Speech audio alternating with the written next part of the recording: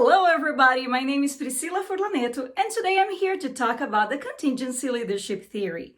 Before we start, it's good to be aware that after this video, you'll be able to understand the main concepts of the following theories: contingency theory, continuum theory, path goal leadership theory, and leadership substitutes theory. I hope you enjoyed this video, so let's get started. First, I want to ask you a question. What's the difference between behavioral leadership theory and contingency leadership theory?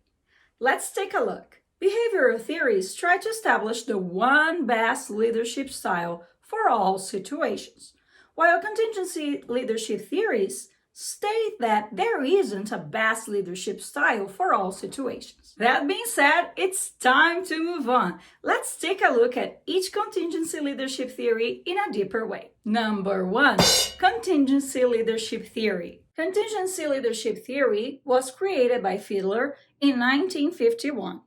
It was the first theory to specify how situational variables interact with leader personality and behavior. Here's a definition from Lucier and Ashwa. The contingency leadership model is used to determine if a person's leadership style is task or relationship oriented, and if the situation, leader-member relationship, task structure, and position power matches the leader's style to maximize performance. So this is the framework for contingency leadership variables. The contingency leadership variables used to explain the appropriate leadership style are the leader, followers, and the situation. The leader factor is based on personality traits, behavior, and experience. The followers factor is based on capability and motivation. The situational factor is based on task, structure, and environment. In this slide, you're looking at the contingency leadership model styles and variables.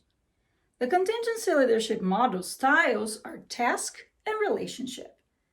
The variables include the leader-follower relationship, the leadership styles, task or relationship, and the situation, task structure, and position power. Number 2, continuum theory. As we can see, this theory was created by Tenenbaum and Schmidt in 1958. Lucier and Ashwa give us a very good definition about it. The leadership continuum model is used to determine which one of the 7 styles to select based on the use of boss-centered versus subordinate-centered leadership to meet the situation, boss, subordinates, situation time to maximize performance. They stated that leadership behavior is on a continuum from boss-centered to subordinate-centered leadership. Their model focuses on who makes the decisions. They noted that a leader's choice of a leadership pattern should be based on forces in the boss, forces in the subordinates, and forces in the situation. Here's the continuum theory model styles and variables.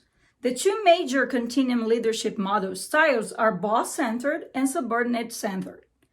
The variables include 1, the boss, 2, the subordinates, and 3, the situation. Before selecting one of the 7 leadership styles, the leader must consider the following 3 forces of variables. Boss, the leader's personality and behavioral preferred style based on experience, expectation, values, and confidence in the subordinates. They are all considered in selecting a leadership style. Based on personality and behavior, some leaders tend to be more autocratic and others more participative. Subordinates. The follower's preferred style for the leader is based on personality and behavior, as with the leader. Generally, the more willing and able the followers are to participate, the more freedom of participation should be used, and vice versa. And last, situation or time. The environmental considerations, such as the organization's size, structure, climate, goals, and technology, are considered in selecting a leadership style. The time available is another consideration. It takes more time to make participative decisions. Thus, when there's no time to include followers in decisions making, the leader uses an autocratic leadership style. Number 3, Path Goal Leadership Theory. Path Goal Leadership Theory was created by Martin Evans in 1907. Lucier and Ashra give us a definition.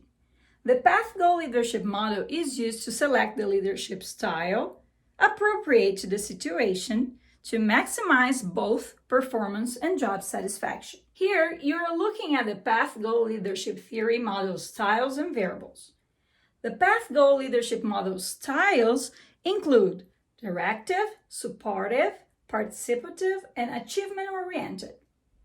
The variables used to determine the leadership style are the subordinate and the environment. But how do we use the Path Goal Leadership Theory? Usually, an achievement-oriented leadership style is effective when staff does not have enough to do and get bored at the workplace. It's a way to keep them more engaged and productive for the purpose of everyone involved. However, directive leadership allows the employees to function well when tasked with unclear job descriptions and specifications. Also, participative leadership is ideal in situations where the staff is making the wrong decisions. The leader can take corrective measures and guide them towards the right path. In the same vein, supportive leadership is beneficial when the team is relatively young and inexperienced in the workplace. This will make them more confident and suitable for future projects. Number 4, substitutes theory. According to Lucier and Ashra, substitutes for leadership include characteristics of the subordinate, task, and organization that replace the need for a leader or neutralize the leader's behavior. Substitutes for leadership make a leadership style unnecessary. Highly skilled workers do not need a leader's task behavior to tell them how to do their job. Neutralizers reduce or limit the effectiveness of a leader's behavior. So there are some variables that may substitute or neutralize leadership by providing task-oriented direction or people-oriented support rather than a leader. And there are characteristics of followers, characteristics of the task, and characteristics of the organization. As a conclusion, we can say that Fielder's research was important for the development of a series of notable contingency theories that account for both leader and situational variables.